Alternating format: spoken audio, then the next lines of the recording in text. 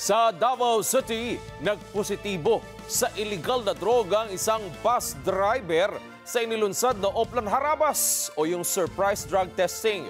Naasahang mahigit 100 mga driver ng bus at van naman ang isa sa ilalim sa nasabing drug test para sa kaligtasan ng mga biyahero.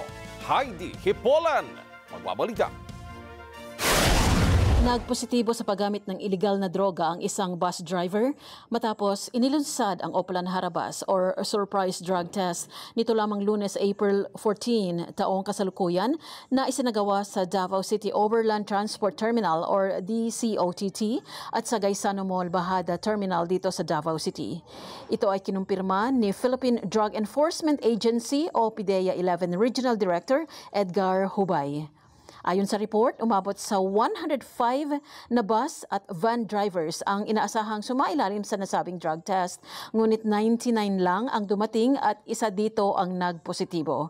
Sasailalim umano sa confirmatory test ang nasabing driver at kung lalabas ulit na positibo ang resulta ay ipaparehab ito depende sa level ng addiction at posible ring ma-revoke ang kanyang lisensya.